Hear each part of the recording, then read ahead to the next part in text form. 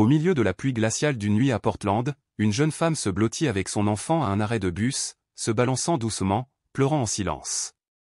Elle n'avait ni papier ni domicile. Il ne lui restait qu'une seule solution, se faufiler dans une maison abandonnée et interdite d'accès. Mais à l'intérieur, un homme étrange monta l'escalier grinçant et braqua une lampe torche directement sur ses yeux. C'était un moment du destin, une vie entrant en collision avec une autre, une âme qui pensait que son cœur était fermé depuis longtemps pour toujours. Fin décembre, Portland n'était pas recouverte de neige, mais le vent, tel une lame invisible, cinglait la peau. Chaque souffle s'échappait dans un léger nuage de vapeur blanche, se dissipant rapidement dans l'air glacial. De l'autre côté de la rue, l'enseigne lumineuse vacillante d'un fast-food projetait une lueur étrange, illuminant brièvement le visage d'une jeune femme recroquevillée sur le banc. Elle serrait contre elle un bébé enveloppé dans une couverture usée. Émilie enfonça son bonnet de laine plus bas sur son front. Sa gorge était irritée non pas à cause du froid, mais parce que cela faisait trop longtemps qu'elle ne s'était pas autorisée à pleurer. Bébé Noah somnolait dans ses bras, les joues rouges, le souffle rauque, superficiel et irrégulier. Elle toucha son front. Toujours fiévreux. Tout s'était effondré il y a moins de 3 jours. Sors de chez moi tout de suite, avait dit Pamela, sa belle-mère. Sans un regard pour Noah. Sans aucune question d'argent. Juste du venin. Enlève cette honte de ma vie. Ces mots résonnaient dans l'esprit d'Émilie comme un disque rayé, se répétant sans cesse, cruellement. Elle avait supplié, non pas pour elle-même, mais pour le bébé. Pamela lui avait simplement jeté un sac en plastique contenant quelques vêtements usés et une poignée de monnaie, puis avait claqué la porte derrière elle, coupant le dernier fil fragile reliant Émilie à quelque chose ressemblant à une famille. Les 2 premières nuits, elle erra entre les arrêts de bus et les supérettes ouvertes toute la nuit, essayant de se réchauffer. Elle s'était rendue au centre pour femmes près de Burnside Avenue, s'accrochant au fragile espoir que quelqu'un, quelque part, la laisserait peut-être se reposer. La réceptionniste, une femme d'âge moyen aux cheveux bouclés et portant un badge sur lequel était écrit « Carole », l'examina de la tête aux pieds. Puis soupira. Pas de pièce d'identité ? Pas de pièce d'identité du tout ? Émilie secoua la tête et offrit une carte d'étudiant décolorée, l'encre maculée et à peine lisible. « Je suis désolée », dit Carole d'une voix sourde et ferme. De nouvelles règles viennent d'être mises en place. Nous ne pouvons accueillir personne sans papier valide. Même si quelques lits étaient vides dans la salle d'attente, Carole s'est levée, a contourné le comptoir et l'a poliment accompagnée dehors. Ce soir-là, Émilie se colla contre le mur humide de la bibliothèque municipale, essayant de donner à Noah le reste du porridge liquide qu'elle avait réussi à préparer avec un sachet de flocons d'avoine de secours. Il déglutit péniblement. Des larmes lui montèrent aux yeux tandis qu'il toussait. Elle avait peur. Peur qu'il soit gravement malade. Peur qu'il meure. Elle avait envisagé l'hôpital, mais sans assurance, sans papier d'identité, sans domicile fixe, elle savait ce qui risquait d'arriver. Ils appelleraient la police. Comme dans les reportages, l'enfant serait enlevé et elle disparaîtrait à un autre numéro intraçable avalé par le système. La 3e nuit, ils atteignirent Waterfront Park. Le vent hurlait sur la rivière, apportant une eau si froide qu'elle semblait métallique. Émilie avait prévu de s'allonger un instant. Mais avant même qu'elle puisse fermer les yeux, une lampe torche lui explosa au visage. Un agent de sécurité se tenait là, imposant, vêtu d'une veste bleu foncé, les mains sur les hanches. « Tu ne peux pas dormir ici. Je me repose juste, un petit moment. » « Non. Si tu ne pars pas, j'appelle la police. » Elle souleva Noah, se releva en titubant et s'éloigna en titubant. Son estomac gargouillait, ses yeux la piquaient et ses jambes vacillaient. Il ne pleurait plus, il respirait simplement, haletante et superficielle, comme un vent qui s'infiltre dans des murs fissurés. Il recommença à pleuvoir. Un vent froid pénétrait dans le col trempé de son manteau. Émilie serra Noah plus fort et ira dans un passage souterrain faiblement éclairé. Elle s'arrêta en entendant des voix résonner dans une alcôve voisine. 2 hommes étaient assis l'un près de l'autre, adossés à un mur de béton, se passant un sac de biscuits froissés. L'un d'eux, petit, trapu, coiffé d'un bonnet de laine déchiré, murmurait doucement. « J'y suis allé une fois. Cette maison près de la rue Alberta. Elle a encore un toit, mais quelqu'un la garde. Avant même d'avoir pu entrer, j'ai été chassé. Comme un chien. Ils ont dit que ça avait brûlé. Quelqu'un est mort là-bas, dit l'autre, la voix rauque.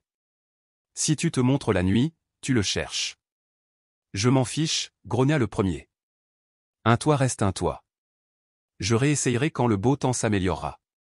Émilie se tenait dans l'ombre, le cœur battant, respirant à peine. Elle ne savait pas s'il l'avait vu, mais elle ne bougea pas. Juste assez pour entendre.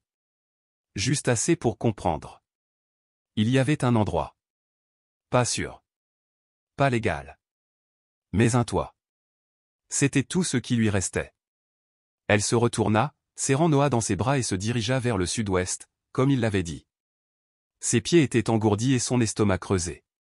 Mais dans son cœur, une chose brûlait, si elle n'y allait pas, elle n'aurait nulle part où aller. Maintenant, sous la pluie, elle serrait son enfant plus fort.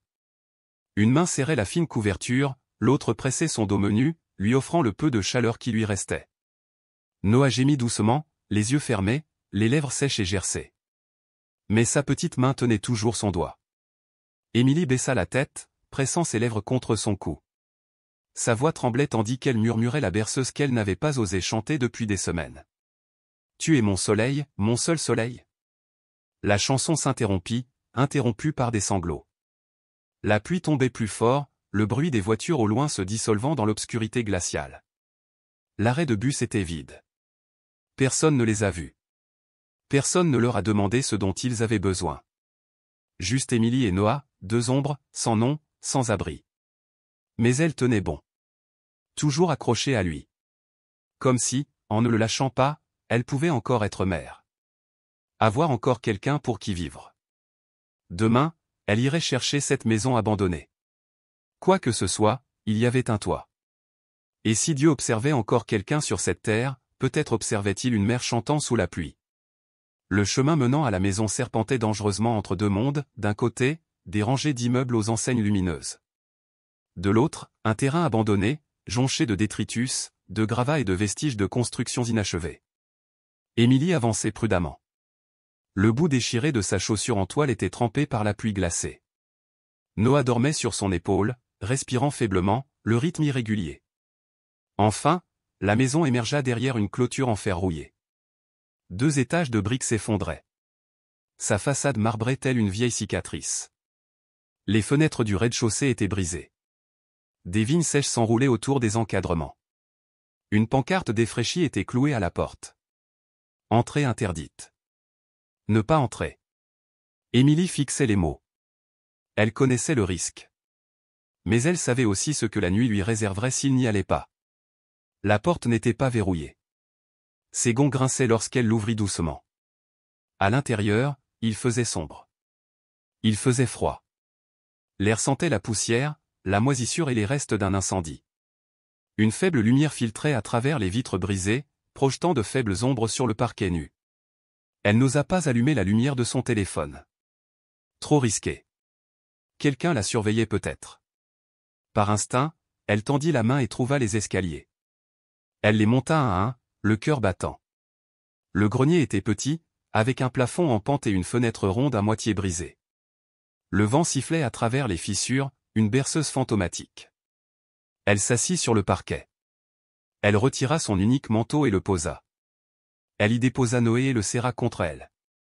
Il ne faisait pas chaud. Ce n'était pas propre. Mais c'était un abri. Cela a empêché le vent d'entrer. Cela a empêché l'hiver de tout voler. Quand le matin arriva, la froide lumière du soleil se glissa à travers la fenêtre comme un murmure. Un autre jour était arrivé. Elle ignorait ce que cela allait lui apporter. Mais là, personne ne lui criait dessus. Personne ne la repoussait. Elle n'était qu'une mère. Et il n'était que son enfant. Elle trouva un coin poussiéreux de la pièce et le nettoya. Dans un placard, elle découvrit une baignoire en plastique, fissurée mais utilisable. Elle essuya l'eau de pluie qui s'y était accumulée et la remplit avec l'eau plus propre provenant d'une gouttière extérieure cassée. C'était quelque chose. Et dans un monde qui lui avait tourné le dos, quelque chose signifiait encore de l'espoir.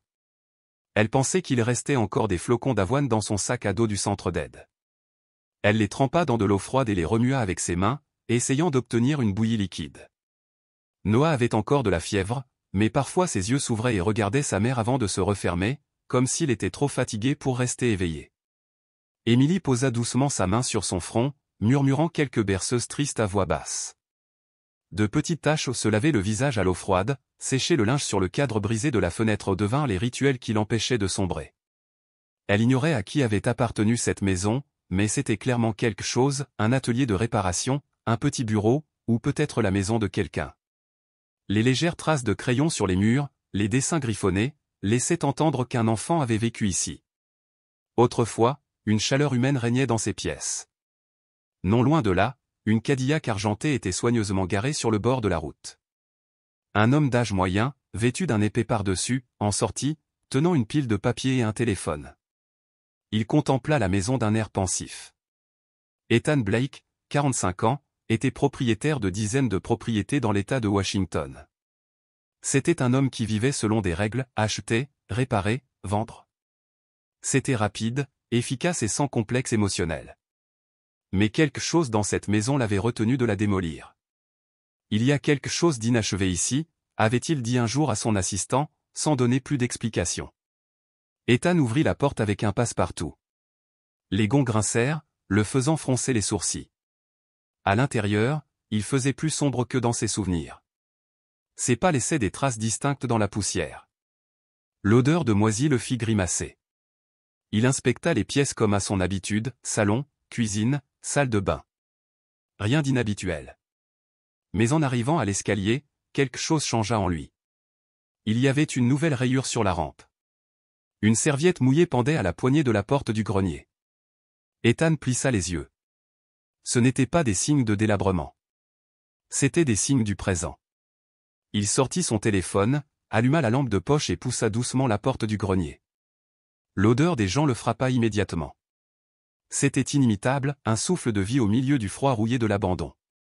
Le faisceau de lumière a balayé le plafond et s'est arrêté dans le coin. Là, une femme se blottissait étroitement dans une couverture, tenant un bébé contre sa poitrine. Elle tourna le visage, les yeux écarquillés par une peur instinctive, et recula légèrement. L'enfant dans ses bras toussa, puis gémit doucement. Ils étaient tous les deux figés. Pendant quelques secondes, on n'entendit que le bruit du vent qui glissait à travers le cadre brisé de la fenêtre. La femme, les cheveux emmêlés, les vêtements froissés, le visage pâle d'épuisement et de froid, le regardait comme s'il était le dernier cauchemar qu'elle pouvait supporter. Ethan ne dit rien. Il n'avait jamais vu des yeux comme les siens, des yeux à la fois suppliants et combatifs. Elle ne suppliait pas, ne pleurait pas, ne courait pas. Elle serrait simplement l'enfant plus fort, comme si sa minceur était le seul rempart entre son bébé et le monde. « Qui es-tu » demanda-t-il d'une voix basse et égale. Il n'y avait aucune colère, seulement de la vigilance et une prudence discrète. La femme déglutit difficilement. Ses lèvres remuèrent légèrement avant de répondre. « J'ai juste besoin de quelques jours. Juste d'un endroit où passer la nuit. S'il vous plaît, ne nous chassez pas. » Ethan baissa les yeux vers l'enfant. Il ne devait pas avoir plus d'1 an. Ses joues étaient rouges de fièvre, ses lèvres sèches et gercées, ses yeux gonflés par les pleurs. Le cœur d'Ethan, gelé depuis ce jour fatidique, des années auparavant, fut soudain frappé comme par un coup lent et profond. Une douleur douce et inconnue le saisit. Lasse, mais distincte. Il ne savait pas quoi dire. Ce n'était pas prévu. Il ne savait que faire d'une femme tremblante et d'un enfant malade, squattant l'une de ces maisons oubliées. Mais il savait une chose, il ne pouvait pas les chasser. Il ne pouvait pas s'en aller comme s'il ne les avait pas vus. Le garçon a besoin d'un médecin, dit-il doucement. La femme hocha légèrement la tête, les lèvres serrées, comme si elle craignait que même un murmure ne fasse connaître sa présence au monde extérieur. Ethan resta immobile un moment, puis soupira. « Quel est ton nom ?»« Émilie. »« D'accord, Émilie. Je n'appellerai pas la police. Mais je reviens demain. Le garçon doit être examiné, et il te faut un endroit plus sûr que ce grenier glacial. » Émilie le fixa sans ciller. Pour la première fois, ses yeux brillaient de larmes, mais sa voix restait ferme. « Merci. Mais je ne vous dérangerai pas longtemps. » Ethan ne répondit pas. Il les regarda une dernière fois, puis descendit et sortit. Le ciel était lourd de nuages gris, tout comme son esprit. La maison, apparemment abandonnée, conservait encore une certaine chaleur humaine, non pas du passé, mais d'une mère qui luttait pour garder son enfant en vie. Cette nuit-là, la lumière du lendemain matin traversait la fenêtre brisée, projetant une douce lueur sur le plancher couvert de poussière. Dans un coin du grenier, Émilie était assise, adossée au mur, la tête penchée sur son épaule. Un bras serrait Noah contre elle. L'autre agrippait la sangle de son sac à dos, comme si elle craignait qu'on ne le lui prenne. La fièvre de Noah brûlait toujours. Elle n'avait pas augmenté, mais elle persistait depuis si longtemps que ses joues étaient rouges et que son petit corps irradiait de chaleur comme s'il avait avalé un morceau de charbon. Émilie avait passé la nuit à tremper une serviette dans de l'eau froide, essuyant son front et sa poitrine. Elle n'avait pas vraiment dormi, seulement quelques instants de repos superficiel entre ses toux sèches et le murmure d'inquiétude qui lui chuchotait dans les os. Puis, elle entendit la porte s'ouvrir en bas. Elle se redressa brusquement, le cœur battant. Serrant Noah plus fort, elle retint son souffle. Des pas réguliers et lents. Puis une voix douce appela « Émilie. » « C'est moi. » « Ethan. » Elle ne répondit pas, elle fixa simplement la porte du grenier. Ethan est apparu dans l'embrasure de la porte, tenant un sac en papier de la pharmacie et un sac en nylon rempli de sandwichs, de jus, de lingettes humides et d'une bouteille d'eau propre. Voyant son expression prudente, il s'arrêta. « Je ne suis pas venu pour te faire peur, » dit-il en levant légèrement la main, comme pour la calmer. Émilie se leva et déposa doucement Noah. Elle s'avança, protégeant le garçon. « Je ne m'en dis pas de nourriture, » dit-elle. Sa voix, bien que rauque, était d'une force surprenante. « Je sais, » répondit Ethan en hochant lentement la tête. Un silence s'installa. « Je ne le donne pas non plus par pitié. Je l'ai apporté parce que je pense qu'un enfant a besoin de manger quand il est malade. » Les yeux d'Émilie vacillèrent. Elle regarda Noah, ses joues étaient brûlantes comme des braises, ses lèvres gercées et ensanglantées. « Depuis combien de temps a-t-il de la fièvre » demanda Ethan. « 3 jours, murmura-t-elle. « Que as-tu fait pour le faire tomber » Émilie se détourna. « Je n'ai pas de médicaments. J'utilise des serviettes froides. Je le garde au chaud. » Ethan posa soigneusement le sac.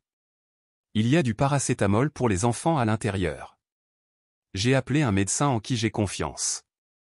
Elle m'a dit qu'elle passerait dans 1 heure, si tu acceptes. » « Non, » dit Émilie sèchement, la voix paniquée. « Je n'ai pas besoin de médecin. La police pourrait venir avec elle. » Ethan recula légèrement, restant à l'extérieur du seuil du grenier, faisant attention à ne pas briser la barrière fragile qu'elle avait construite autour d'elle. « Je connais le docteur Lena depuis longtemps, » dit-il doucement. « Elle a aidé mon ex-femme à accoucher. Très discrète. Croyez-moi, elle ne fera rien d'autre qu'aider Noah. » Émilie resta silencieuse. Ses yeux brillaient de larmes, mais elle secouait quand même la tête. Ethan n'ajouta rien. Il dévissa lentement la bouteille d'eau, en versa un peu dans son bouchon en plastique et la posa par terre.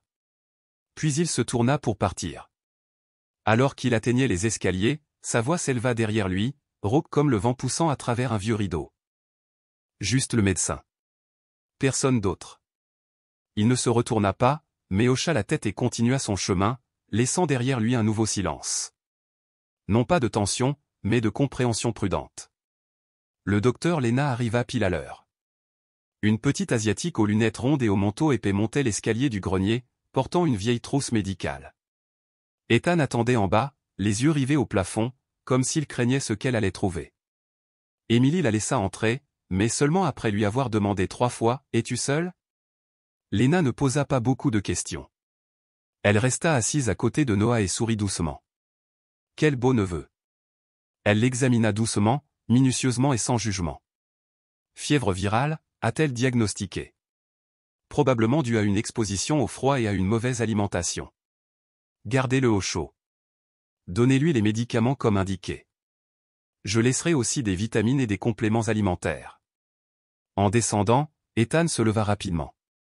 Lena hocha légèrement la tête. C'est de là où la mère et l'enfant doivent être laissés tranquilles. Pas forcés.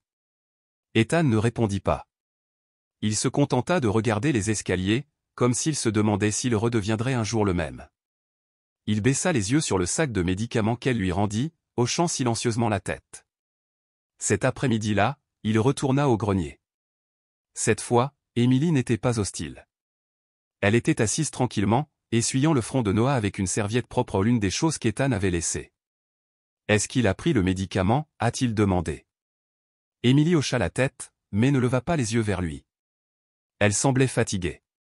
Pas physiquement, mais de cette fatigue qui vient d'une trop grande habitude de résister à tout acte de gentillesse. Ethan s'assit au bord du sol, à quelques pas d'elle. Il regarda Noah. L'enfant dormait plus profondément qu'avant, sa respiration était régulière, son visage moins tendu. « J'avais un fils, » dit Ethan, après un long moment de silence. Emily ne réagit pas, mais ses épaules bougèrent légèrement. Il avait 10 ans. Il adorait construire des Legos et la tarte aux pommes. Il prit une légère inspiration. Il est mort dans un accident de voiture. J'étais au volant ce jour-là. Un camion a grillé un feu rouge. J'ai survécu, mais pas lui. Emily serra légèrement Noah. Ma femme n'a plus pu vivre avec moi après ça. Je ne suis plus moi non plus, ajouta Ethan d'une voix distante. Il regarda Noah de nouveau, son regard s'adoucissant. Quand je l'ai vu, Noah, pour la première fois, je me suis dit. Je ne pouvais plus lui tourner le dos. Plus jamais. Emily leva légèrement les yeux. Son regard croisa le sien. Il n'y eut pas un mot, mais quelque chose se passa entre eux en silence. Il se leva lentement, s'approcha et tendit soudain la main. « Puis-je le tenir, si tu le permets ?» Elle hésita, regardant Noah, puis l'homme. Un hochement de tête très lent. Ethan se pencha doucement pour soutenir le bébé. Il plaça Noah dans ses mains, le dos droit et stable. Cette sensation, lourde, chaude, tremblante me revint comme un souvenir d'un autre monde.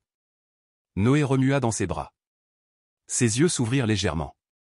Puis ses lèvres se courbèrent en une toute petite ligne, comme le premier rayon de soleil après un orage. Un sourire. Un vrai sourire. Ethan retint son souffle. Il regarda ce petit visage et parla, à peine plus fort qu'un souffle, sans même réfléchir. Il a un sourire comme mon fils. Un long silence suivit cette phrase. Tout le grenier sembla figé. Emily baissa la tête. Ses yeux étaient humides. Elle n'essuya pas ses larmes. Elle ne les cacha pas.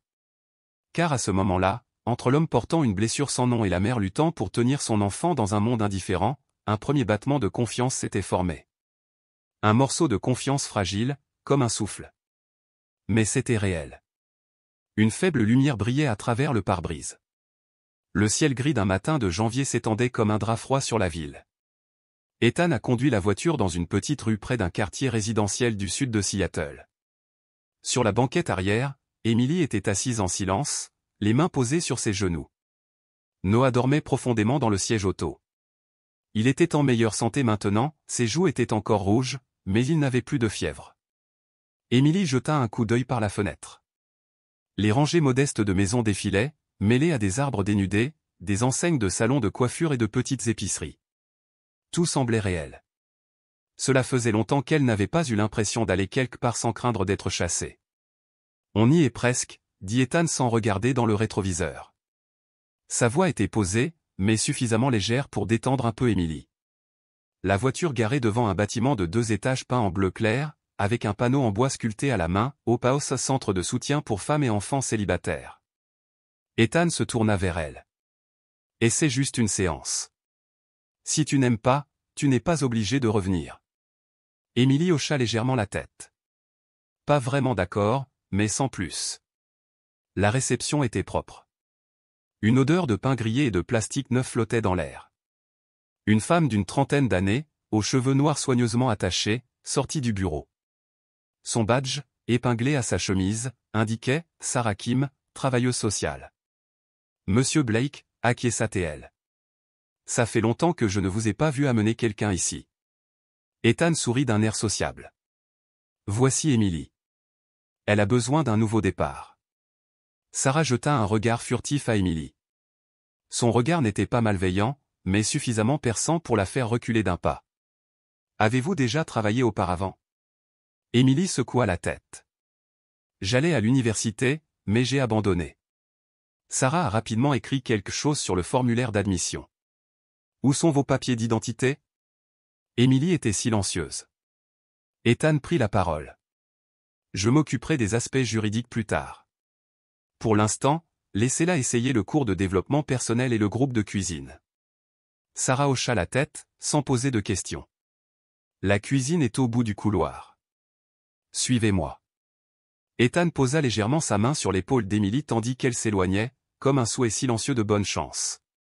La cuisine commune était une pièce chaleureuse, pleine du bruit des couteaux qui hachaient et de l'odeur des oignons sautés. Émilie fut chargée de couper les légumes pour le ragoût. Sa main tremblait légèrement en tenant le couteau, mais elle retrouva rapidement son rythme habituel. Une jeune fille aux cheveux bouclés et teint en brun, âgée d'environ 18 ans, se pencha plus près. « Nouveau ici ?» Émilie hocha la tête. « Je m'appelle Megan. J'ai un fils de 3 ans. Je suis arrivée il y a 2 semaines. Et moi ?» Elle baissa la voix avec un léger sourire. « Je m'habitue encore à ne plus avoir honte de mon passé. » Émilie ne répondit pas, mais pour la première fois, elle vit un regard sans jugement, et cela lui serra la gorge. L'après-midi, elle était assise devant un vieil ordinateur portable dans la salle informatique. Le clavier était légèrement coincé et l'écran rayé à quelques endroits. Sarah a placé un CV vierge devant elle. « Que as-tu étudié ? » « Éducation de la petite enfance. » « Alors, écris-le ici. » Ensuite, les petits boulots que tu as faits, babysitting, aide au restaurant, n'importe quoi. Émilie posa ses mains sur les touches. Ses doigts restèrent immobiles. La première ligne, nom, Emily Carter. Suivant, éducation. Sa main tremblait tandis qu'elle tapait la ligne, anciennement étudiante à l'Université de l'Oregon, département de l'éducation de la petite enfance, 3e année. Elle n'avait jamais dit ça à personne depuis son expulsion. Elle n'avait jamais avoué à personne, y compris à elle-même, qu'elle avait eu un avenir différent. Une larme tomba soudain sur le clavier. Émilie l'essuya rapidement. Personne ne regardait. Mais pour la première fois, elle avait l'impression d'avoir posé le pied sur un rocher au milieu d'un ruisseau déchaîné. Émilie se souvenait très clairement du premier jour où elle avait rencontré Kyle, dans la grande salle de conférence du département d'éducation de la petite enfance. Elle était en première année. Elle avait encore une frange. Elle était toujours assise au premier rang et prenait des notes complètes. Kyle arriva en retard. Les manches de sa chemise retroussées, son sac à dos porté sur le côté, et son sourire semblait moqueur. Il étudiait les sciences politiques, mais avait choisi la psychologie de l'éducation comme matière facultative. Pour comprendre comment les enfants sont programmés dès leur plus jeune âge, dit-il en plaisantant. Émilie n'aimait pas ce genre de personne. Mais Kyle semblait toujours s'en soucier. Il lui demandait de l'aide pour ses devoirs, l'invitait à travailler sur des projets de groupe, puis l'attendait après les cours avec un café chaud. Avec l'invitation, juste des amis, c'est tout. La jeune fille qui vivait loin de chez elle pour la première fois ou la première fois que quelqu'un d'intelligent et de confiant lui prêtait attention, Émilie n'avait pas beaucoup de raisons de refuser. Lorsqu'elle apprit qu'elle était enceinte, Kyle resta silencieux un long moment. Puis il dit, d'une voix toujours douce, mais avec un regard plus froid qu'elle ne l'avait jamais vu. Ça ne devrait pas tout gâcher. Tu l'as fait, et moi aussi. Je prépare une campagne pour le poste de député adjoint. Tu veux que je m'en débarrasse ? C'est à toi de décider. Mais si tu gardes le bébé, je ne pourrai plus être avec toi. Émilie a quitté le dortoir une nuit pluvieuse, n'emportant rien d'autre qu'un petit sac à dos et le résultat de la première échographie. Elle a appelé son père. Mais la personne qui a répondu au téléphone était Pamela, sa belle-mère, et sa voix était aussi froide que la glace. Ton père n'est pas là. Et si tu fais honte à la famille, ne reviens jamais. Pas de Kyle. Pas de famille. Nulle part où aller. Émilie a loué une chambre bon marché près de l'hôpital. Elle a fait des heures supplémentaires au café. Elle étudiait, et était enceinte. Au 7e mois, elle s'est évanouie au milieu de son quart de travail. L'école a appelé son tuteur. Mais personne n'est venu. Ils estimaient qu'elle n'avait plus les conditions pour poursuivre ses études et lui accordèrent un congé temporaire. Un beau terme, pour désigner le fait d'être poussée à la porte de l'université. Elle avait promis qu'elle n'en parlerait jamais. Kyle revenons à nouveau. Encore. Maintenant assis dans la salle silencieuse du centre de soutien. Tandis qu'elle tapait les lignes sur son éducation passée, sa main tremblait. Anciennement étudiant à l'Université de l'Oregon. Département de l'éducation de la petite enfance, 3e année. Ne pas s'accrocher à un temps ancien. Mais à le regarder droit dans les yeux. Pour ne plus l'éviter. Parce qu'il y a des choses qui ne sont perdues à jamais que lorsque nous refusons d'admettre qu'elles ont jamais été réelles. Au même moment, Ethan était assis dans son bureau au dernier étage d'un immeuble du centre-ville de Seattle. Dehors, une pluie légère tombait doucement contre la vitre. Il ouvrit un tiroir et en sortit une petite vieille boîte en bois. À l'intérieur se trouvait le dossier de l'accident. Le rapport de police. Photo de scène de crime. Une voiture cabossée. Et enfin, une photo froissée. Un garçon blond en chemise rouge, souriant. Dans ses bras, son fils, Lucas. Ethan a regardé la photo pendant si longtemps. Le café dans sa main est devenu complètement froid. On frappa doucement. Marcus Bell, avocat. Un ami proche de l'université est entré. Son manteau était mouillé par la pluie. Et il portait une mallette en cuir. « Que fais-tu vraiment, Ethan » demanda Marcus, esquivant les formalités. Ethan ne s'est pas retourné. Aider une mère et son enfant. Penses-tu que cela compensera ce qui a été perdu? Ethan était silencieux. Marcus s'assit en face de lui. Sa voix s'adoucit. Lucas et Lucas. Émilie et son enfant ne sont pas des remplaçants. Ne les utilisez pas comme excuse pour vous punir ou vous racheter. Ethan a posé la photo sur la table. Croisant le regard de son ami. Je ne pense pas que cela remplace. Je ne veux plus abandonner. Tard dans l'après-midi, Ethan est retourné au centre. Alors qu'il entrait. L'air de la cuisine était rempli du parfum chaud de la tarte aux pommes. Il aperçut Émilie. Souriant. Un sourire rare et authentique. Alors qu'elle aidait Megan à démouler le gâteau. Il n'a pas parlé. Il se tenait simplement silencieux dans l'embrasure de la porte, observant. Quand elle se retourna et capta son regard. Son sourire ne s'est pas estompé. Cela s'est simplement adouci. C'est le premier gâteau que j'ai fait qui n'a pas brûlé, dit-elle. Ethan hocha la tête. Cela semble être un bon début. Puis il a tendu une photo, imprimée depuis son téléphone. Prise dans la salle informatique. Émilie était assise et tapait. Noé se tenait à côté d'elle. Sa main posée sur l'épaule de sa mère. La lumière de la fenêtre brillait doucement à travers leurs cheveux. « Je pensais que tu voudrais une copie de ce moment » dit-il doucement. Émilie l'a pris. Sa main tremblait légèrement. Elle a regardé la photo pendant longtemps. Puis il leva les yeux. Aucun mot de remerciement n'était nécessaire. Mais pour la première fois depuis des mois. Ses yeux étaient moins embués. Quelque chose monta du plus profond d'elle-même. Espoir. Kyle Hargrove était assis dans un fauteuil en cuir dans son bureau au 26e étage. Le grand écran devant lui brillait avec le logo d'un site d'information locale en ligne. Le titre était en gras. Le célèbre homme d'affaires Ethan Blake parraine une mère célibataire sans abri, un acte humanitaire en plein hiver. Ci-dessous une photo. Ethan, debout à côté d'une jeune femme tenant un petit garçon. Elle souriait, le visage fatigué. Mais ses yeux sont chaleureux. Le bébé, aux cheveux châtain clairs, lui serrait le cou. Souriant largement au photographe. Kyle se figea. La photo l'a transpercé comme une aiguille pointue dans la poitrine. Cette fille. C'était Émilie. Et l'enfant. Kyle sentit un frisson lui parcourir l'échine. Il n'avait jamais vu Noé. Mais il connaissait ses yeux. Cette bouche. Une copie de lui-même enfant. La phrase de l'article résonnait dans son esprit.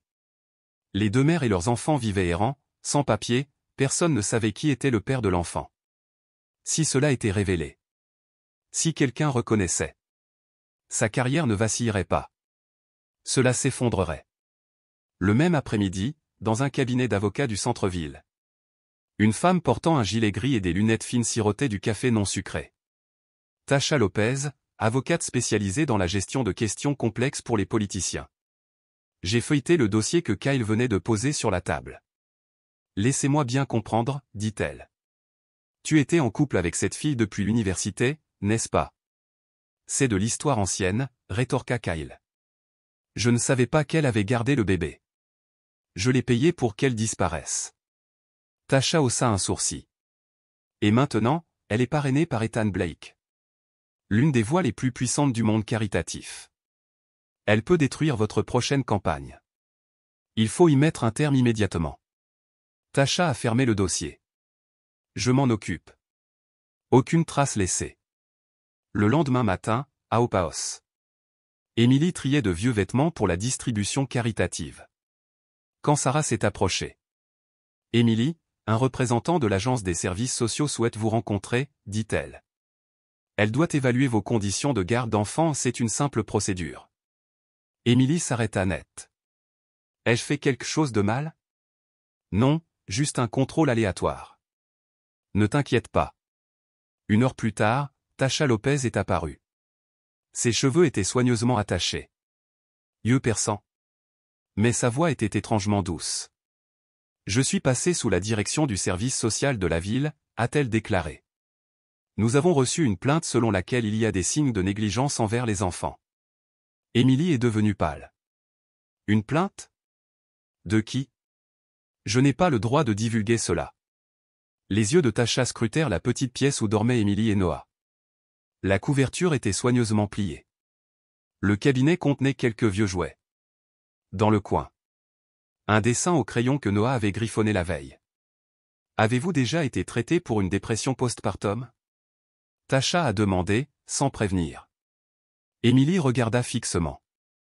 On m'a prescrit des médicaments, mais je vais bien maintenant. Je prends bien soin de mon enfant. Tasha a écrit, froidement et cliniquement. Avez-vous des documents médicaux confirmant cela? Émilie serra les mains. Je ne pense pas avoir à prouver que je suis une mère. Tasha a juste souri. Parfois, ce n'est pas vous qui décidez. Un silence s'installa, épais, suffocant. Émilie n'a pas répondu.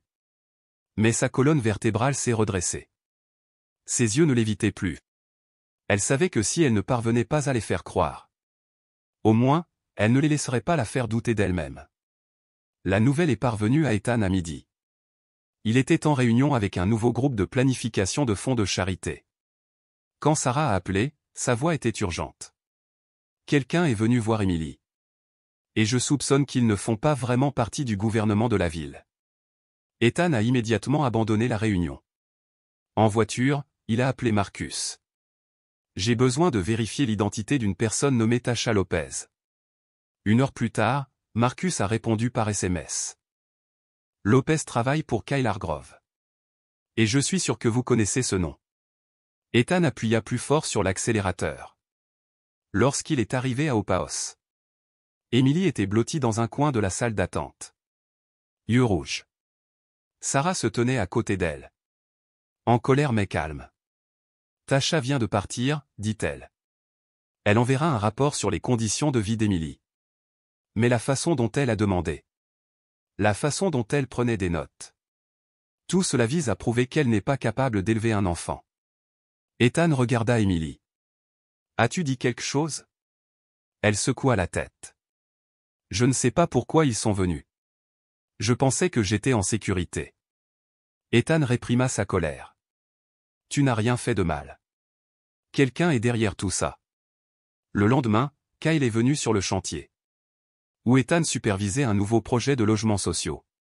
Il portait un gilet, des chaussures brillantes. Le sourire d'un politicien fixé sur son visage. Mais ses yeux étaient agités. Je veux te parler. Ethan croisa les bras. Je ne pense pas que nous ayons quelque chose à dire. Kyle n'y est pas allé par 4 chemins. Je la connais, Émilie. Je suis le père de l'enfant. Et je veux récupérer mon enfant. Ethan s'avança. Tu viens juste de te souvenir d'elle? J'ai une responsabilité. Et j'assurerai le meilleur avenir possible à l'enfant. Ethan le regarda droit dans les yeux. En menaçant? En envoyant des avocats pour intimider Émilie? En déterrant son passé pour la qualifier de mauvaise mère? Elle était mentalement instable. J'ai le droit. Ethan serra la main. Sa voix n'était pas forte. Mais il a coupé l'air comme une hache. Écoute attentivement, Kyle. J'ai déjà perdu un enfant. Et je ne resterai pas les bras croisés à regarder un autre enfant arraché des bras de sa mère. Juste pour servir une campagne. Qu'est-ce que tu vas me faire? Kyle ricana. Ethan s'avança. Sa voix était basse, inébranlable. Je resterai aux côtés d'Émilie. Quoi qu'il arrive. Le silence qui a suivi. C'était le genre de chose qui précède une tempête. Kyle se détourna. Mais les yeux qu'il laissait derrière lui étaient comme une menace, non exprimée. Cet après-midi-là, Émilie était assise près du lit de Noah. Le garçon jouait tranquillement avec des crayons lorsqu'elle entendit la porte s'ouvrir. Des pas familiers la firent lever les yeux.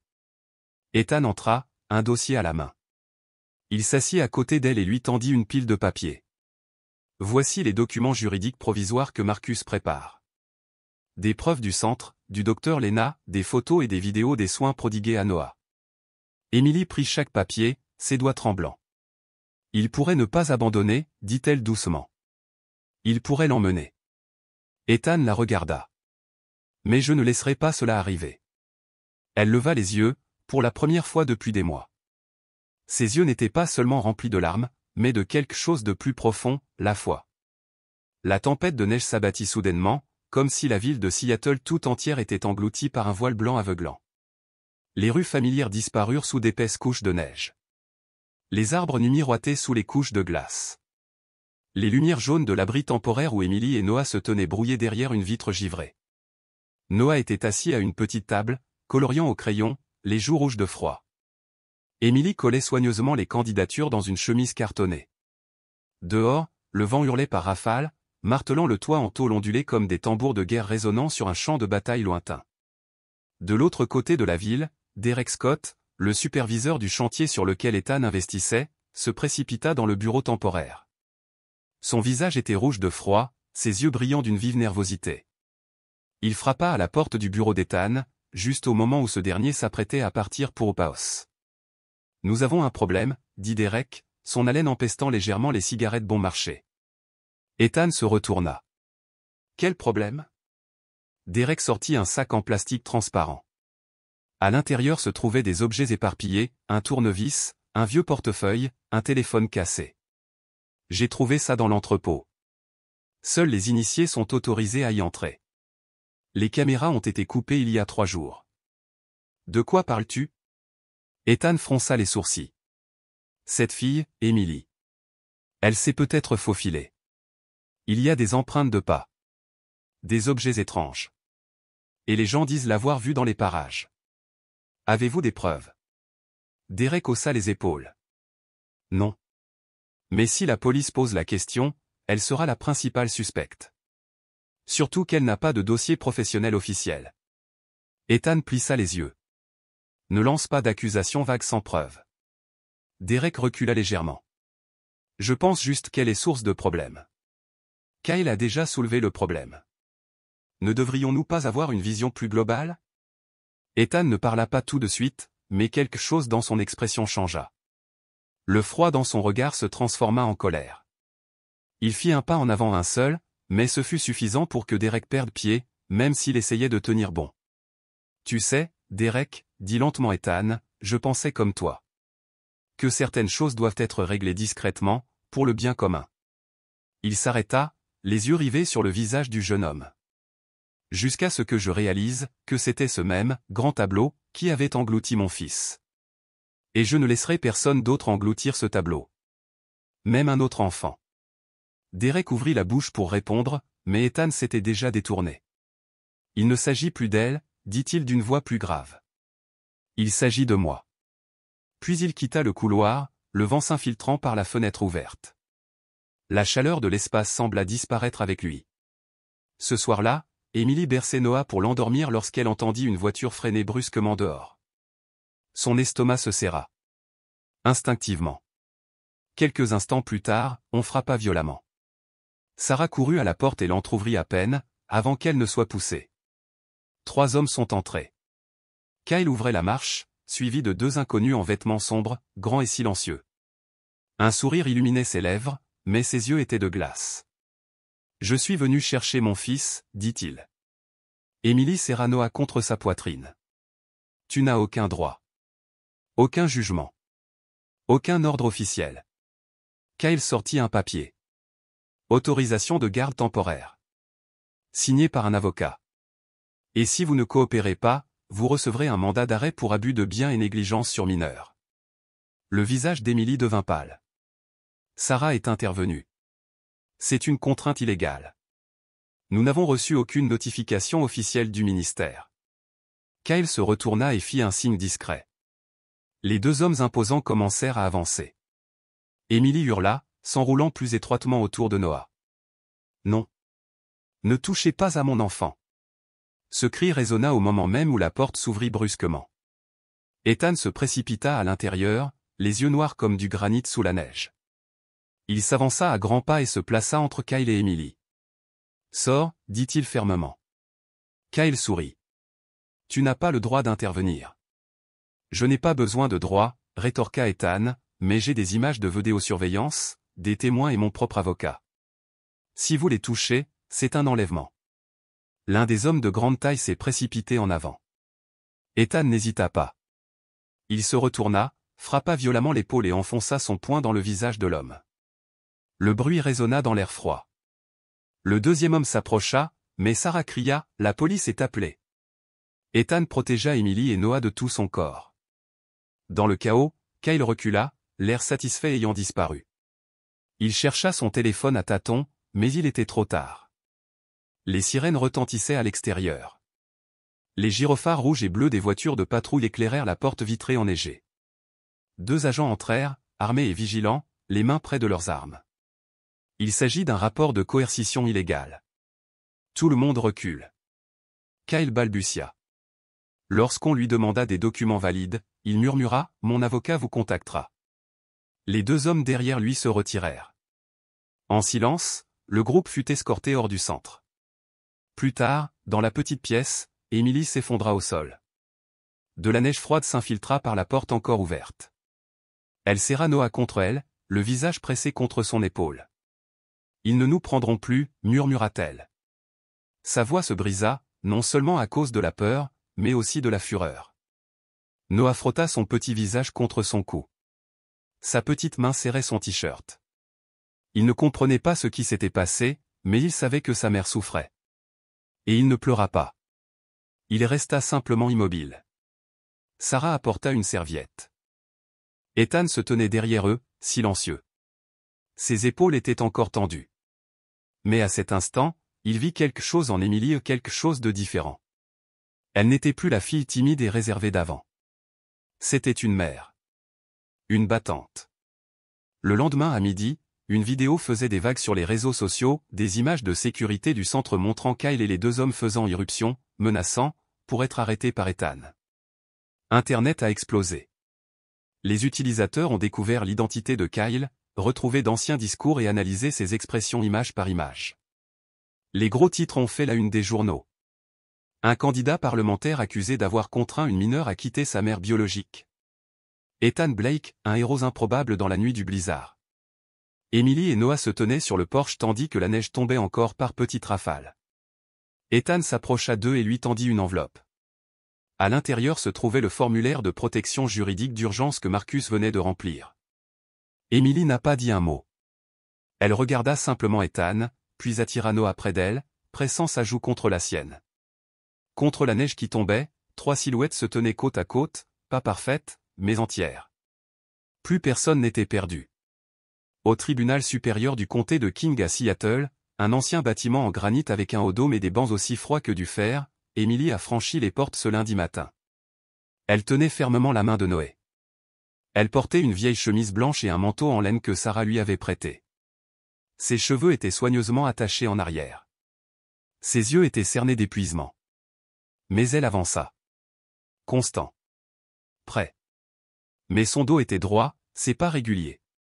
Ethan marchait derrière elle, marchant silencieusement comme l'ombre d'un protecteur invisible. Marcus Bell les attendait devant la salle d'audience numéro 4. Il portait un gilet noir, tenait un dossier épais dans une main, mais ses yeux étaient plus doux que d'habitude. « Es-tu prêt ?» demanda Marcus. Emily prit une profonde inspiration. « Je suis prête depuis le jour où ils ont essayé de m'arracher mon enfant des mains. » Marcus hocha la tête, puis se retourna et entra dans la salle d'audience. La salle d'audience était éclairée d'un blanc éclatant venant du ciel. La juge Monroe, une Africaine d'âge mûr au visage sérieux mais pas froid, avait déjà pris place. Des 2 côtés se trouvaient les représentants légaux.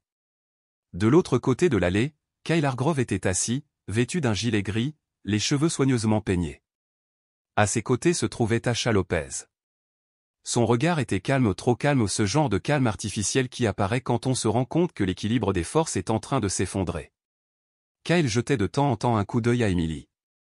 La colère d'avant avait disparu. À sa place, la retenue effrayante d'un homme qui comprenait que le sol sous ses pieds était en train de bouger. Tasha commença d'une voix posée. Votre honneur, nous présentons que mon client, Monsieur Hargrove, est le père légal du bébé Noah et a le droit de demander à partager ou à récupérer la garde de l'enfant, en raison de l'instabilité psychologique, du statut de revenu et de la situation de vie incertaine de mademoiselle Emily Carter. Emily leva la tête. Son visage était impassible. Elle s'était préparée au pire. Tasha a continué. Nous fournissons un rapport médical de 2020, selon lequel mademoiselle Carter s'est vue prescrire des médicaments pour une dépression postpartum.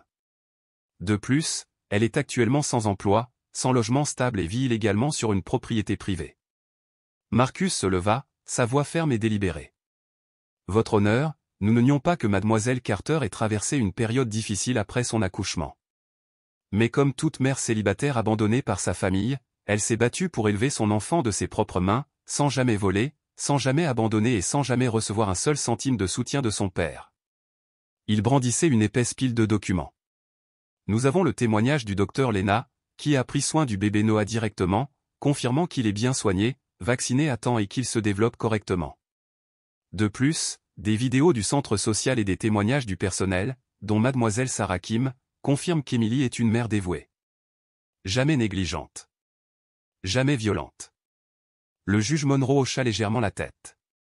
Je veux entendre le témoignage d'un témoin médical. Le docteur Lena monta sur l'estrade, vêtu simplement d'une blouse blanche. Sa voix était calme et claire. C'est moi qui suis le petit Noah depuis 2 mois. Il est en bonne santé, heureux, il a un bon développement émotionnel et il est particulièrement attaché à sa mère. Si Noah est séparé d'elle, je pense qu'un traumatisme psychologique sera inévitable. Cette déclaration a resserré l'atmosphère dans la salle d'audience, comme si elle avait été aspirée vers l'intérieur. Ensuite, vint le témoignage de Sarah. Elle se tenait debout, tenant le dossier du centre. Emily est arrivée chez nous avec rien d'autre qu'un sac à dos et son enfant dans les bras. Mais en 2 semaines, elle a appris à cuisiner, à rédiger un CV, à s'occuper correctement de son enfant et était prête à tout faire avec gentillesse et honnêteté pour gagner sa vie. Je ne vois pas de mère plus dévouée qu'elle. Tasha l'interrompit froidement. Elle vivait dans une maison abandonnée. Ce n'est pas un endroit pour élever un enfant. Sarah n'a pas bronché. C'était le seul endroit où personne ne les chassait. Elle avait choisi de vivre dans l'endroit le plus froid, à condition de ne pas lâcher son enfant. L'air était chargé de tension lorsque Marcus se leva à nouveau. Votre honneur, nous disposons de preuves concrètes montrant que M. Hargrove, lorsqu'il était étudiant, a exercé des pressions financières et ternissant sa réputation pour contraindre Emily Carter à avorter. Elle a refusé, en conséquence, a été expulsée de la maison et privée de tout soutien. Tasha s'y est opposée. Il n'existe aucune preuve permettant de confirmer qu'il s'agissait d'une contrainte intentionnelle. Marcus a soulevé un email imprimé. Le contenu était un échange entre Kyle et un vieil ami. Kyle y écrivait. Elle est têtue. Elle refuse toujours d'abandonner. Je lui ferai comprendre les conséquences. Le tribunal a demandé le silence tandis que des murmures résonnaient sous les bancs du public. Marcus continua. Nous ne refusons pas les tests ADN. Au contraire, nous avons activement envoyé des échantillons de Noah et de Kyle à un centre d'évaluation indépendant. Il a déposé un dossier scellé sur la table. Les résultats confirment que Kyle Hargrove est le père biologique du bébé Noah. Tasha poussa un soupir de soulagement. Mais Marcus ne s'est pas arrêté. Être le père biologique ne signifie pas être un bon père. Et cela ne donne certainement pas le droit d'arracher un enfant des bras d'une mère célibataire qu'il a élevé pendant 3 ans sans aucun soutien. Le juge Monroe resta silencieux pendant un long moment. Après une brève consultation avec le greffier, elle tapota légèrement le marteau. Sur la base des preuves, des témoignages et de l'évaluation psychologique des professionnels, le tribunal décide qu'Emily Carter continuera d'avoir la garde légale complète du bébé Noah. La salle d'audience est tombée dans le silence. Kyle Hargrove est sommé de présenter des excuses publiques pour son abus de procédure et pour le préjudice moral causé aux plaignants. Le tribunal n'examinera aucune demande de garde partagée pendant les 12 prochains mois, afin d'assurer la stabilité du bébé Noah. Kyle pâlit. Il ne dit rien, se contenta de se lever et de quitter la salle d'audience, laissant Tasha derrière elle avec un air de déception rare. Emily relâcha lentement ses mains de la table. Elle regarda Ethan. Elle regarda Marcus. Puis elle baissa la tête et entoura Noah de ses bras, assis, déconcerté, sur ses genoux. Des larmes coulaient sur ses joues, non plus des larmes de peur, mais des larmes de quelqu'un qui avait enfin retrouvé le droit de décider de sa propre vie. Le marteau retentit une dernière fois, clôturant le procès. Mais dans le cœur d'Émilie, une autre porte commençait à peine à s'ouvrir. Ce soir-là, les premiers vents doux du printemps soufflaient sur le paisible quartier résidentiel au nord de la ville. Sur le porche de la petite maison qu'Ethan transformait en logement temporaire pour les deux mères et leurs enfants, des lumières jaunes brillaient à l'intérieur. Deux ombres étaient assises côte à côte, ni trop proches, ni trop éloignées. Émilie était silencieuse. Ethan aussi. Entre eux, il y avait juste assez d'espace pour être tranquille sans être distant. Noah dormait à l'intérieur. La maison était suffisamment chaude pour qu'il puisse dormir profondément, sans tousser ni se retourner comme les nuits précédentes. Émilie s'appuya contre la colonne en bois, ses yeux dérivant vers le jardin sombre. Quand j'avais 6 ans, dit-elle d'une voix faible, comme si elle se parlait à elle-même, j'ai volé des restes de riz dans la cuisine. Juste quelques morceaux de poisson braisé que ma mère avait laissés. Mais ma belle-mère m'a vu. Ethan pencha la tête, écoutant. Elle m'a giflé. Pas une, mais 3 fois. Non pas par colère, mais comme si elle voulait m'apprendre une règle. Un souffle s'échappa de la poitrine d'Émilie, en partie soupir, en partie libération. Depuis lors, j'ai toujours mangé rapidement, en cachette, comme si la nourriture était quelque chose à gagner et non à donner. Le silence revint. Le vent soufflait à travers le porche, apportant l'odeur d'herbe humide et de pain de la clôture derrière la maison. Ethan posa ses mains sur ses genoux, fixant la marche en dessous. J'avais une habitude, dit-il doucement. Après la mort de mon fils, je restais assis dans son ancienne chambre à regarder ses vidéos d'anniversaire. Émilie se tourna légèrement vers lui. Il avait 7 ans, dit Ethan. Il n'aimait pas les grandes fêtes. Juste moi, sa mère et un petit gâteau. Un jour, il m'a dit, « Papa, j'espère pouvoir faire le même vœu chaque année, qu'on soit toujours ensemble. » Il sourit faiblement, avec lassitude. J'ai regardé cette vidéo en boucle, jusqu'à mémoriser chaque son. Je ne pouvais plus m'arrêter, car c'est comme ça qu'on n'oublie pas. Émilie murmura, et aussi comment se punir. Ethan hocha légèrement la tête, les yeux toujours fixés sur le sol du porche. Je conduisais ce jour-là. Feu rouge. Camion. J'ai survécu. Lui, pas lui. Ils se turent tous les deux à nouveau, mais cette fois, ce n'était pas un silence solitaire. La nuit passa. Le lac devint noir comme de l'encre. À l'intérieur de la maison, l'horloge murale résonnait sans interruption. Émilie se leva la première. Elle enfila un fin manteau de laine avant de se diriger vers la porte. Elle marqua une pause, puis se tourna vers Ethan. « Si je n'étais plus là, serais-tu triste ?» La question n'était pas un adieu, mais un test. Une petite fissure dans le mur qu'elle venait à peine de commencer à construire. Ethan ne se retourna pas immédiatement, mais sa voix était ferme, plus ferme que le vent. « J'ai déjà perdu un enfant. » Silencieux. « Je ne veux pas en perdre un autre. » Émilie ne répondit pas. Mais elle hocha la tête très lentement comme si elle reconnaissait quelque chose qui venait d'être nommé dans sa poitrine. Le lendemain matin, une douce lumière d'été traversait la fenêtre de la cuisine. Ethan préparait du café lorsque Noah sortit pieds nus du salon. Il tenait une vieille photo de famille, prise il y a des années, posée discrètement sur une étagère. Émilie entra après lui, troublée. « Où as-tu trouvé ça ? Tu ne peux pas prendre les affaires des autres. » « C'est bon, » dit Ethan en se penchant doucement. Il prit la photo et la remit dans les bras de Noah. Noah s'assit par terre. Il désigna la femme sur la photo, puis l'homme Ethan, plus jeune que lui. Puis il désigna Ethan lui-même, puis de nouveau la photo. Ses lèvres remuèrent. Eh bien ? Gars ? Grand-père. Personne ne parlait. La cuisine était figée. Noé leva les yeux. Grand-père, dit-il à nouveau, cette fois plus clairement, comme si une connexion s'était établie en lui, une connexion que seul le cœur d'un enfant pouvait vraiment comprendre. Émilie se couvrit la bouche, les yeux brillants.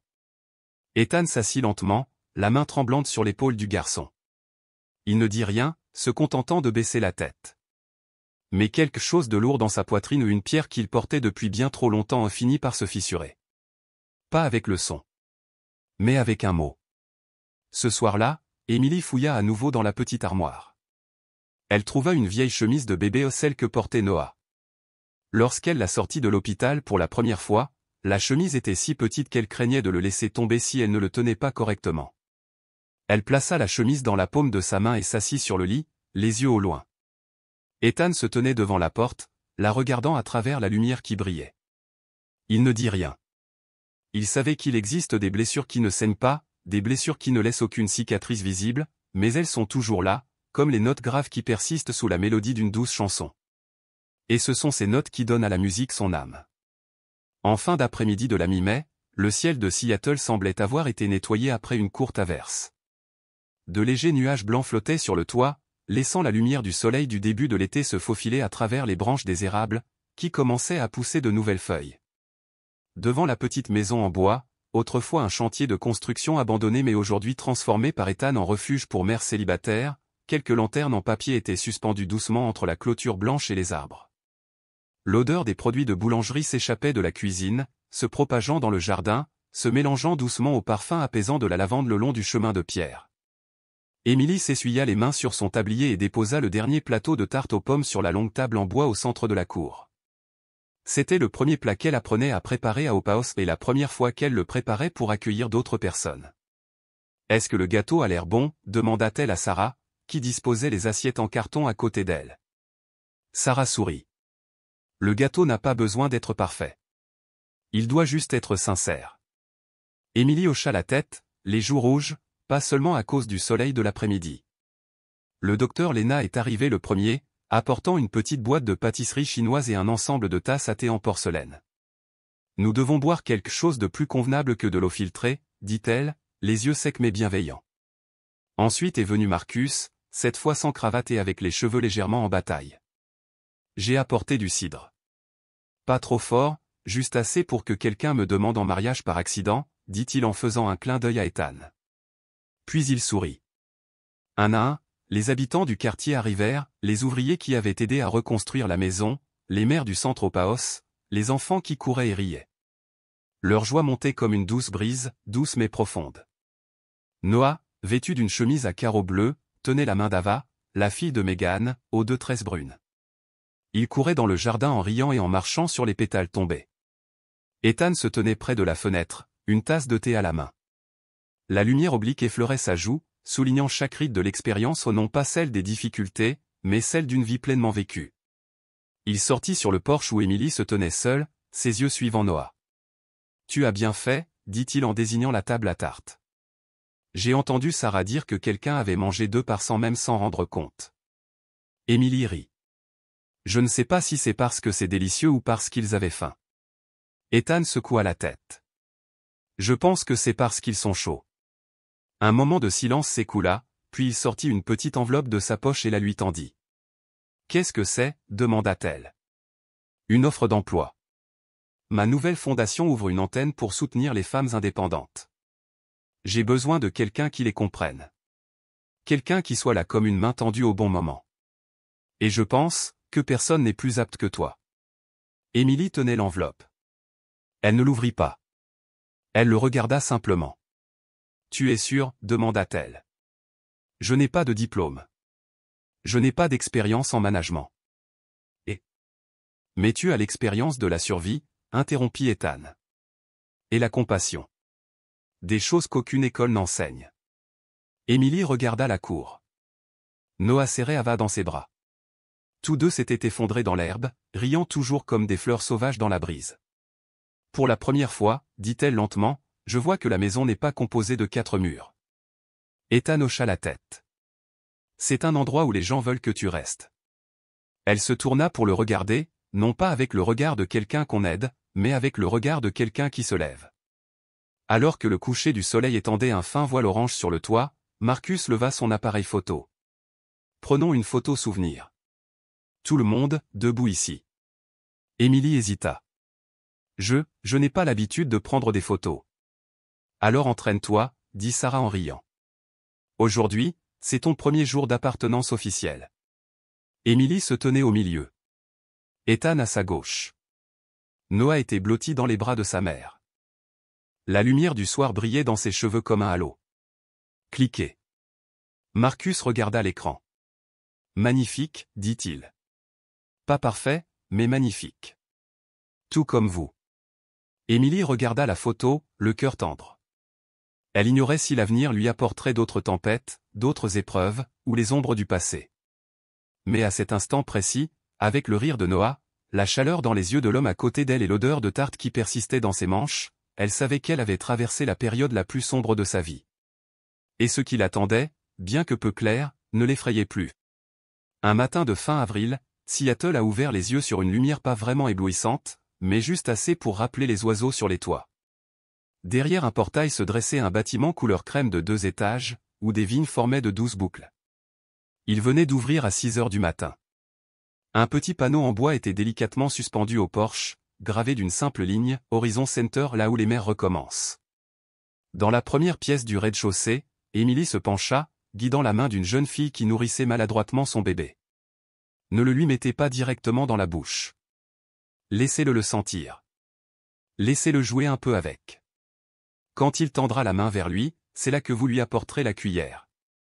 La fille regarda Émilie, les yeux écarquillés, comme si elle croyait pour la première fois que quelqu'un l'écoutait vraiment. « Est-ce que tu as dû apprendre de cette façon aussi ?» demanda-t-elle. Émilie sourit. « Avant, je pensais que je n'y arriverais jamais. » Le bébé dans les bras de la fille ouvrit la bouche pour la première fois. Ce n'est pas un miracle. Mais un début. À quelques pâtés de maison de là, Ethan se tenait devant la grille en fer d'une école maternelle privée. À travers la vitre, il regardait Noah peindre à l'aquarelle. L'image montrait 3 personnages, un enfant souriant, une femme aux cheveux longs et un vieil homme à la barbe grise. Tous se tenaient sous un toit jaune. Il a fait beaucoup de progrès, dit l'enseignante tandis qu'Ethan se retournait pour partir. Avant, il avait peur du bruit, il sursautait quand on parlait trop fort. Maintenant, il réconforte même ses amis qui pleurent. Ethan hocha la tête. Il ne dit rien. Mais lorsqu'il s'éloigna, ses pas étaient plus légers que ceux du matin. Cet après-midi-là, les journaux rapportaient simultanément. Kyle Hargrove se retire de la campagne après une série d'enquêtes sur des dépenses douteuses, des abus de pouvoir et des tentatives de tromperie des électeurs. Sous le titre se trouvait une photo, Kyle sortait rapidement du bâtiment gouvernemental, la tête baissée, ignorant chaque question. Certains rapports ont mis au jour d'anciennes plaintes d'étudiants, notamment un scandale concernant une petite amie enceinte forcée de quitter l'école en 2019. L'opinion publique n'était pas en colère. Elle s'est simplement détournée, comme on ferme discrètement une porte qu'on espérait autrefois ouvrir sur quelque chose de positif. Le même jour, Pamela, la belle-mère d'Emily, a été convoquée pour avoir falsifié des documents afin de détourner les biens de son défunt mari. Les seuls mots de son avocat, nous n'avons aucun commentaire pour le moment. Emily ne l'a découvert que lorsque Sarah lui a tendu le téléphone. « Tu te sens soulagée ?» demanda Sarah. Emily réfléchit un instant, puis secoua la tête. « Non, je n'ai plus besoin de regarder en arrière. » Ce soir-là, la petite pièce à l'étage du centre Horizon était doucement éclairée. Emily, assise à son bureau, notait dans son carnet le premier jour de son nouveau travail. Ethan entra et posa un journal relié en cuir noir sur la table. « Qu'est-ce que c'est ?» demanda-t-elle. « Mon journal » répondit-il. « Le mien. Juste quelques paragraphes. Écrit, pour me maintenir ici. » Elle ouvrit la première page. Son écriture était soignée. L'encre maculait légèrement là où sa main gauche appuyait sur la page. La maison abandonnée que j'avais l'intention de vendre pour faire du profit, est enfin devenue un lieu où j'ai pu sauver 3 personnes. Et la part d'humanité en moi. Emily marqua une pause. Puis elle ferma le livre et le reposa sans rien dire. Mais le doux sourire au coin de son œil suffisait à Ethan pour comprendre, elle avait lu jusqu'au bout. Dehors, dans la cour, Noah était assis et disposait de petites pierres en ligne droite. À côté de lui, Ava ramassait des pétales tombés et les lui distribuait sur la tête comme un jeu. « Que fais-tu » demanda doucement Emily en franchissant le seuil. Noah leva les yeux, ses petites mains occupées à ranger des cailloux. « Je construis un chemin pour rentrer à la maison, dit-il. Pour que ceux qui se perdent, puissent retrouver leur chemin. » Elle se rapprocha, puis s'assit à côté de lui dans l'herbe. « Et que signifie pour toi, la maison » demanda-t-elle. Noah marqua une pause, réfléchissant. Puis, sans un mot, il se leva d'un bond et se précipita à l'intérieur de la maison. Une minute plus tard, il revint en courant. Il entoura fermement les jambes d'Emily de ses petits bras, enfouissant son visage dans son jean. Lorsqu'il releva les yeux, il vit Ethan descendre du porche. Noah courut vers lui sans hésiter et serra les genoux d'Ethan comme un tronc d'arbre, ferme et inébranlable. « Maman. »« Grand-père » murmura-t-il. La brise du soir soufflait sur le jardin, douce et chaude, comme une bénédiction murmurée par la terre elle-même. Ethan se pencha et posa doucement une main sur la tête du garçon. Pas besoin de mots. Juste un contact. Une douce chaleur. Une présence qui disait tout sans un mot. Emily resta immobile, la main pressée contre sa poitrine, la part d'elle-même qui avait été abandonnée à un arrêt de bus gelé, dans le silence stérile d'un couloir d'hôpital, dans une maison sans nom et brisée, avait enfin trouvé un lieu où se reposer. Aucun d'eux n'était parfait. Mais c'était eux qui avaient choisi d'avancer à contre-courant. Et maintenant, ils se tenaient là, dans la lumière déclinante de la saison, entiers et immobiles. Ensemble. Parfois, un foyer ne commence pas entre quatre murs. Il commence par une main tendue au bon moment. Avec un regard sans jugement. Avec le premier rire résonnant dans un grenier froid. L'histoire d'Emily, Noah et Ethan n'est pas un conte de fées. Elle témoigne de quelque chose de bien plus ordinaire et de bien plus puissant. Tout le monde mérite de rester. Qu'on lui fasse confiance. Que tout recommence. Vous êtes-vous déjà retrouvé en plein hiver, pas forcément dehors, avec l'impression de ne plus avoir d'endroit où retourner? Vous êtes-vous déjà accroché à quelque chose de petit, espérant que cela suffirait à vous empêcher de vous échapper? Si vous avez lu jusqu'ici, merci d'avoir fait de la place dans votre cœur pour cette histoire. Si vous hésitez encore, j'espère qu'une lumière vive vous attendra à votre retour. Et si vous tenez quelque chose de fragile, ne le lâchez pas. Parce que peut-être, c'est ce qui vous sauvera. Dors bien ce soir. Et à votre réveil, souvenez-vous de ceci. Vous n'avez jamais été vraiment seul.